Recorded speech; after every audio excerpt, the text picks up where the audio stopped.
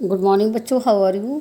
बच्चों, आज का हमारा जो है विचार है, हिंदी का विचार है कि सफलता प्राप्त करने के लिए हमें पहले विश्वास करना होगा कि हम कर सकते हैं।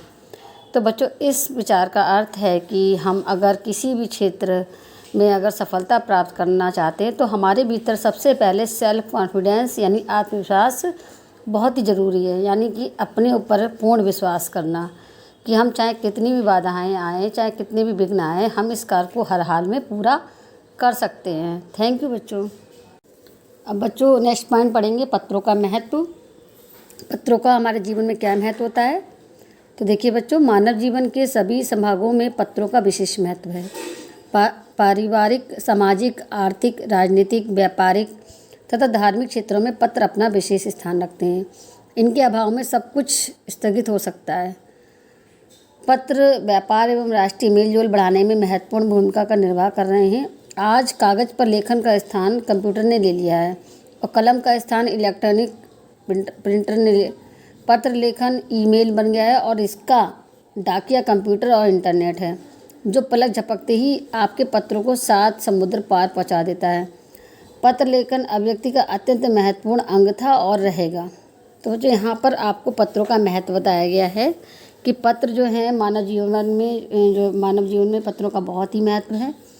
जो पारिवारिक है, सामाजिक, आर्थिक, राजनीतिक, व्यापारिक तथा धार्मिक क्षेत्रों में पत्र जो है अपना विशेष महत्व रखते हैं। इनके अभाव में जो है सब कुछ स्थगित हो सकता है, यानी सब कुछ रुक सकता है, सब कुछ समाप्त हो सकता है। स्थगित का मतलब होता है बच्चों कि जैसे कि कोई चीज़, किसी बात को स्थगित करना या कोई रुक जाना, उसका समाप्त हो जाना, तो वो स्थगित कहलाता है। पत्र व्यापार एवं राष्ट्रीय मेलजोल बढ़ाने में पत्रों की भूमिका जो है, राष्ट्रीय मेल यानी हमारे जो व्यापार संबंधी क्रियाकलाप हैं और राष्ट्रीय मेलजोल है, ये सब पत्रों के माध्यम से ही संभव है। और इसमें पत्रों का बहुत ही महत्वपूर्ण भूमिका है कि राष्ट्रीय मेलजोल बढ़ाने में और व्यापार संबंधी जानकारी प्राप्त करने के लिए या व्यापार संबंधी मेलजोल बढ़ाने के लिए जो है पत्रों का अपना महत्वपूर्ण योगदान रहा है। आज कागज़ पर लेखन का स्थान जो है बताया गया है कि आज जो है कागज़ पर लेखन का स्थान कंप्यूटर ने ले लिया। बच्चों, आज जो है हम पत्र नहीं लिखते हैं, बल्कि कंप्यूटर पे ही हम अपने जो भी हमें कुछ जो भेजना होता है संदेश, वो हम कंप्यूटर पे ही टाइप कर लेते हैं। और कलम का स्थान जो है वो इलेक्ट्रॉनिक प्रिंटर ने ले लिया है। तो बच्चों यहाँ पर और पत्र लेखन का जो स्थान वो किसने ले लिया, ईमेल ने। यानी हम पहले पत्र भेजते थे तो हमारे पत्रों को डाकिया जो है दूसरी जगह पर पहुँचाता था जहाँ पे हमने पत्र भेजा है। और लेकिन आज जो है उस पत्र लेखन का स्थान किसने ले लिया, ईमेल ने ले लिया। और इसका जो है प्रक्रिया जो कंप्यूटर इंटरनेट है वो पलक झपकती ही जो है हमारे पत्रों को कहाँ पहुँचा देती, 7 समुद्र पार तक पहुँचा देती है।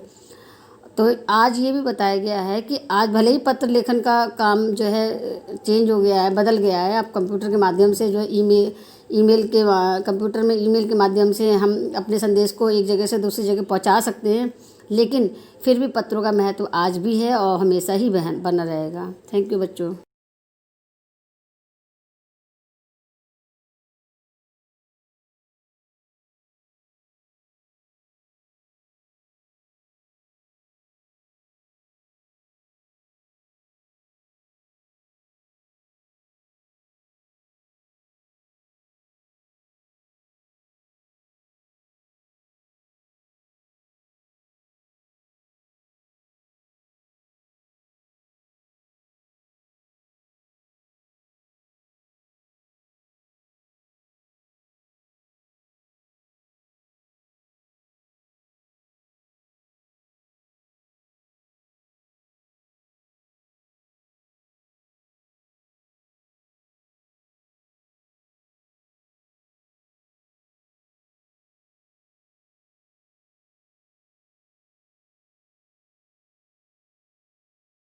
बच्चों, आज से हम आपको नया टॉपिक जो है पत्र लेखन पढ़ाएंगे हिंदी की क्लास में। तो देखिए बच्चों, पत्र लेखन, लेटर राइटिंग, पत्र लेखन किसे कहते हैं। अभिव्यक्ति के मुख्यतया 2 माध्यम हैं, मौखिक और लिखित। मौखिक अभिव्यक्ति आमने सामने बैठकर तथा टेलीफोन आदि से की जा सकती है, किंतु जहाँ व्यक्तिगत रूप से पहुँचना कठिन हो या अभिव्यक्ति को प्रमाण स्वरूप प्रस्तुत करना हो अथवा उसे एक ऐतिहासिक दस्तावेज बनाना हो, तो भाषा के लिखित रूप का सहारा लेना पड़ता है। अभिव्यक्ति की प्रक्रिया में पत्र अपना अत्यंत महत्वपूर्ण स्थान रखते हैं। दूरस्थ निकट संबंधियों के हालचाल जानने, सूचनाओं के आदान प्रदान करने तथा व्यापार आदि करने के लिए पत्र लेखन की प्रक्रिया का श्री गणेश हुआ। पत्र लेखन अभिव्यक्ति का अत्यंत लोकप्रिय माध्यम बना। विभिन्न संस्थानों, समुदाय, समितियों, परिवारों, मित्र मंडलियों तथा समाजों में अनेक प्रकार से पत्रों का आदान प्रदान होता रहा है और हो भी रहा है। ये बात अलग है कि आज कल व्यक्तिगत कुशलक्षेम एवं सूचनाओं के आदान प्रदान के लिए पत्रों का प्रयोग बहुत ही कम रह गया है। इस कार्य के लिए मोबाइल फ़ोन का प्रयोग किया जा रहा है। तो बच्चों यहाँ पर ये बताया गया है अभिव्यक्ति यानी हम जो व्यक्त करते हैं उसे क्या बोलते हैं, अभिव्यक्ति। तो बच्चों इसके दो साधन बताए गए हैं, मौखिक और लिखित। मौखिक साधन और लिखित साधन। मौखिक साधन वो होते हैं जो बच्चों जिसको हम आमने सामने बैठकर टेलीफोन के माध्यम से बात कर सकते हैं, वो हमारे मौखिक जो है माध्यम है। किंतु जहाँ पर हमारा जो है व्यक्तिगत रूप से नहीं पहुँच सकते हैं और हमें अपनी भावों को अभिव्यक्ति करनी होती है, तो उसके लिए जो है हम या फिर ऐतिहासिक दस्तावेज हमें बनाना हो तो हम भाषा के लिखित रूप का ही हमें सहारा लेना पड़ता है। यहाँ बताया गया कि अभिव्यक्ति के दो साधन हैं, मौखिक और लिखित। तो मौखिक साधन तो बच्चों आप समझ ही गए होंगे कि हम आमने सामने बैठकर या टेलीफोन के माध्यम से जो बात करते हैं वो मौखिक साधन है। और लिखित साधन वो होता है जिसमें हम किसी मतलब हमारे दूर बैठे व्यक्ति को हमें कुछ संदेश पहुंचाना है या फिर लिखित कोई ऐतिहासिक दस्तावेज बनाना हो तो हम उसके लिए हम जो क्या करते हैं, भाषा के लिखित रूप का सहारा लेते हैं। अभिव्यक्ति की जो प्रक्रिया में पत्र जो इसमें कौन सा साधन है जो अभिव्यक्ति को लिखित साधन में जो कौन सा साधन प्रमुख है जो है वो है हमारा पत्र। पत्र जो है अत्यंत महत्वपूर्ण स्थान रखता है इस लिखित साधन में।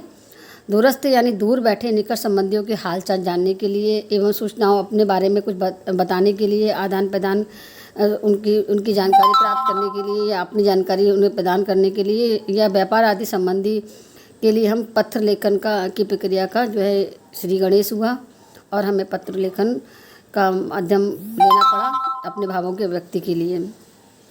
तो बच्चों यहाँ पर पत्र लेखन अभिव्यक्ति का जो है एक अच्छा साधन बताया गया है, एक अत्यंत लोकप्रिय माध्यम बताया गया है कि पत्र लेखन जो है हम अपने के द्वारा हम जो है अपने भावों, अपने विचारों की अभिव्यक्ति अच्छे से कर सकते हैं।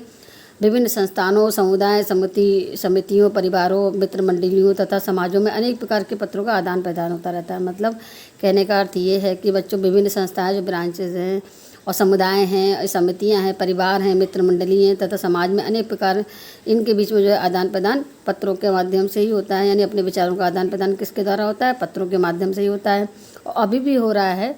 ये बात अलग है कि आज जो है हम एक दूसरे की कुशलता और जानकारी प्राप्त करने के लिए, उनके बारे में सूचनाओं को प्राप्त करने के लिए पत्रों का प्रयोग कम करते हैं, लेकिन क्योंकि ये कार्य जो है अब मोबाइल के माध्यम से होने लगा है, लेकिन फिर भी पत्रों का जो है पत्र लेखन का अपना ही अलग स्थान है।